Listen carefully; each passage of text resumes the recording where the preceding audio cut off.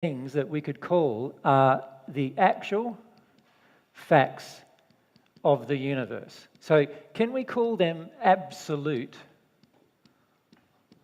truth?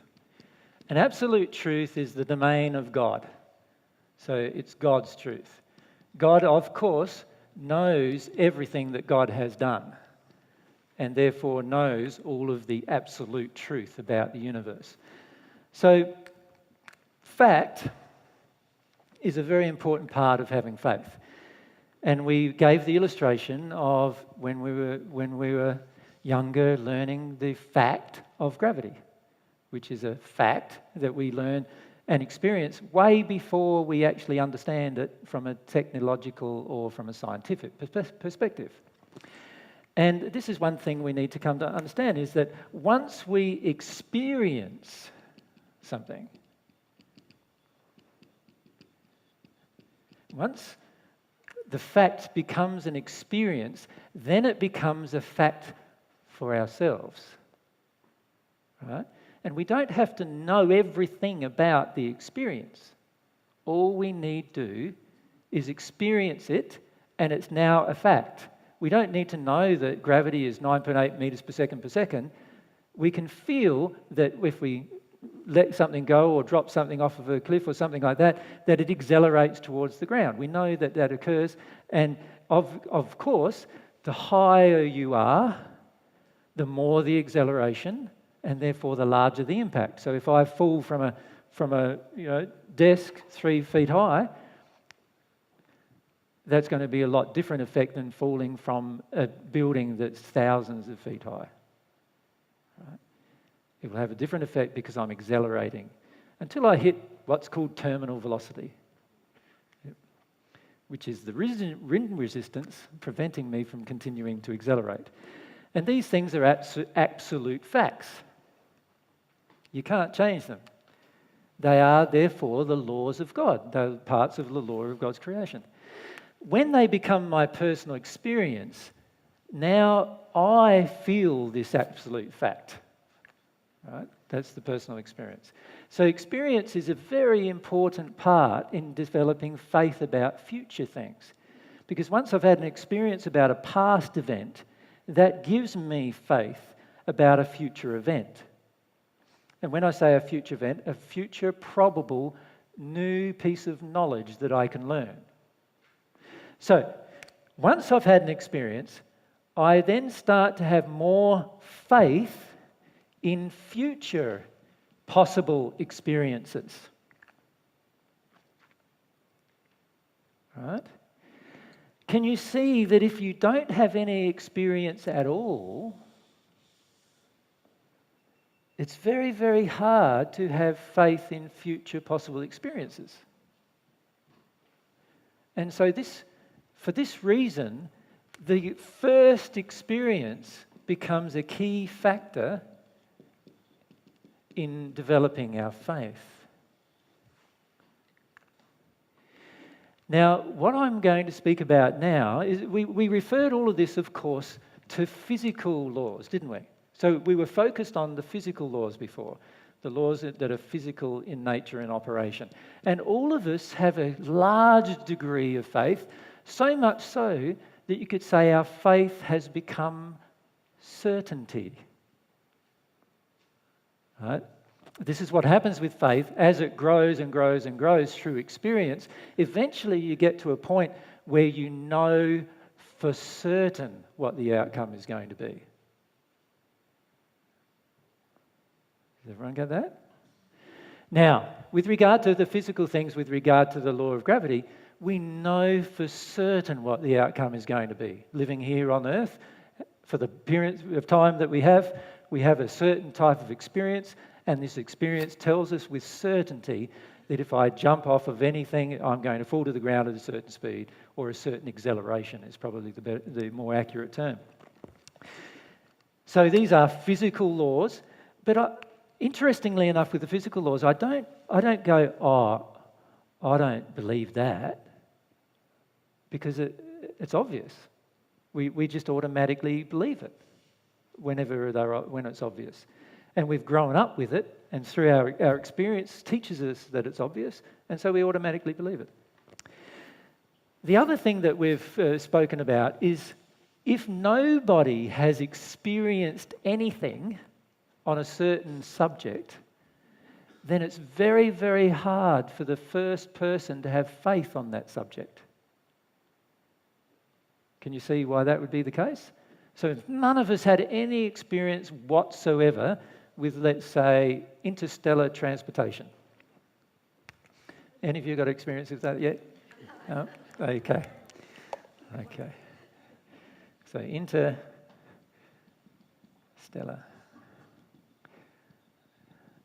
transportation, let's call it that.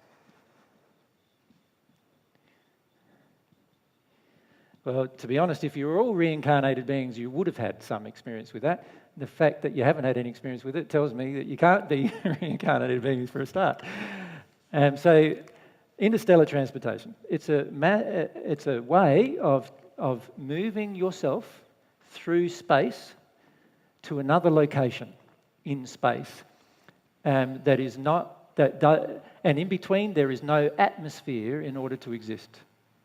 So there are what we would call boundaries of light years of space between all of these locations. Now, not many of us know much about that, interstellar transportation, from an experiential point of view. Would that be the case? All right, you imagine you're the first person trying to find out about the law. What would you do? Well, can you see what you would do is what mankind has already started doing. That's why the space thing began. That mankind had to learn how to live in a vacuum by producing some kind of like craft, right? So that's the beginning of the exploration of the knowledge of interstellar transportation. We've already begun it as a human race, ironically.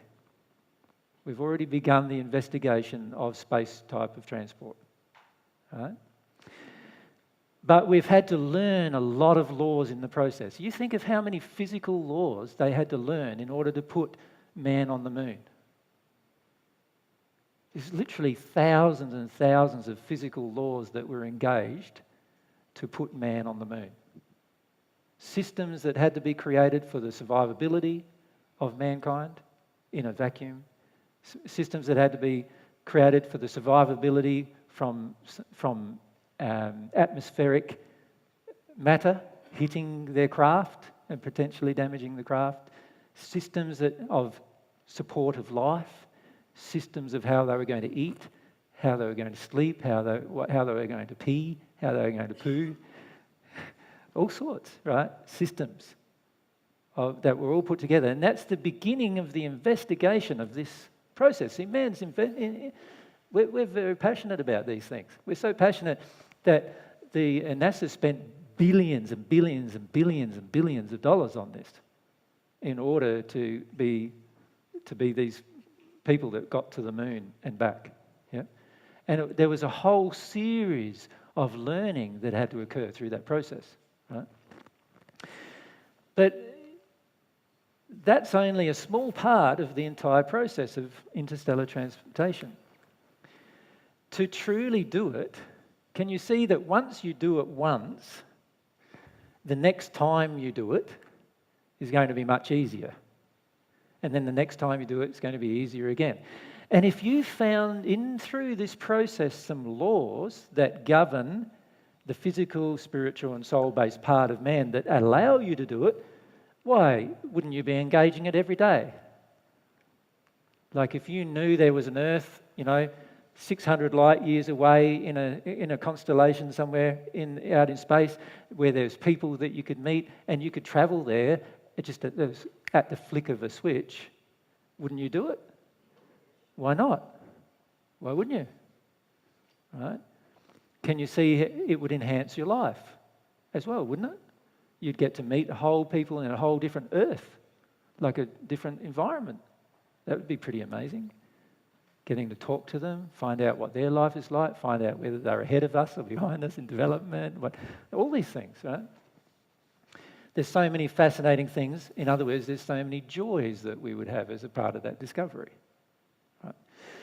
And what I'm suggesting to you is the biggest thing to discover that has been discovered, because it was discovered in the first century, but has yet to be fully engaged by the majority of people on earth, is the actual fact, which is God's truth, the absolute truth about divine love, God's love.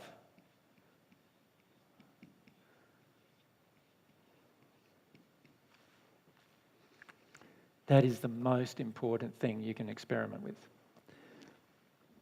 Now, to have the experience of receiving divine love, two things are required. I mentioned them before, and they are faith and prayer. But before you're going to find out anything about it personally, you are going to need to experiment.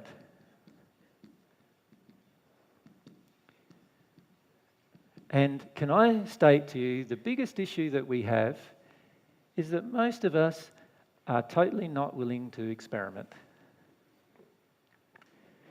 We are a part of this society where we expect instant results. And as a result of this instant result philosophy, whenever we don't get an instant result, we believe someone else other than ourselves is at fault. Right? So whenever somebody mentions to us, have faith in God and have faith that this love is available to you and long for the love, and you sit there for 5 minutes longing for love and saying, I don't feel anything.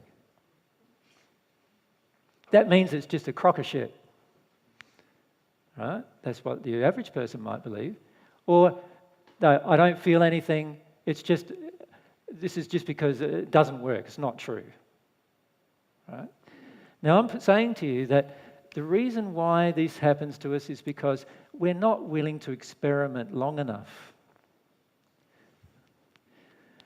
A really dedicated scientist doesn't come up with a concept or an idea, spend 5 minutes tinkering with it, and then go, yeah, it's a crock of shit.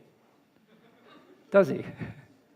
The whole principle of that would be ludicrous if you were a scientist, right? And yet that's what we do with our soul. We do that with our soul. It doesn't make any sense. We need to stop doing that and realize that if we wish to have an everlasting future existence, and we wish to grow everlastingly in this existence that we've engaged, what we want to do is to start seeing the importance of our own development and therefore focus on developing the experiment. And the experiment is very simple. Have some faith in a few things, which we'll mention in a minute, and pray. And we have to define prayer in this process, obviously, which we'll talk about tomorrow. But we'll talk today more about what kind of things to have faith in. Yep. Pauline?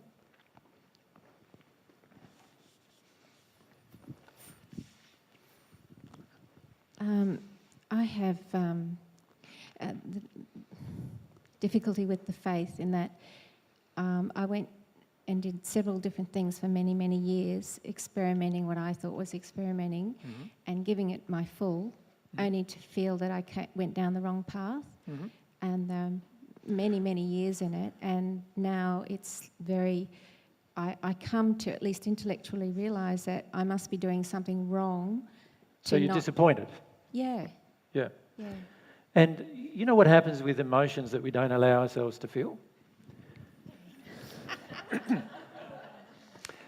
We should know by now, we've talked about it for 5 years, right? So whenever you don't allow yourself to feel disappointed, you carry around your disappointment. So instead of letting it go, you carry it around. And when you carry it around, it infects your next engagement. Right? And this is what's happening for most of us with regard to our relationship with God. The reality is most of us have not experimented strongly with our relationship with God. We've had moments in our life where we have, but it's not been a great, passion of our lives most of the time, because we have had times of disappointment. In the past, when we've tried to engage a relationship, it hasn't worked, and so what have we told ourselves? Maybe it's not possible. I'm tired of having to go through the grief of disappointment. But can you see that if I was willing to experiment, you imagine, I'm a scientist and I'm there with my experiments, right, with all of my apparatus there experimenting something, and I try one experiment with one substance, doesn't work. Does he go, oh, I'm not doing any more now? Does he do that? No, see, his faith and his passion drives him through that disappointment, right? And he might even have a big cry. You look at a lot of scientists do have very emotional times throughout their developmental phases of whatever they're developing, because it's pressure. They don't get the results they want. All of a sudden, they're having emotional experiences. They feel, oh, it's too overwhelming. I'm losing money. I'm worried about finances now, and I'm worried about where I'm...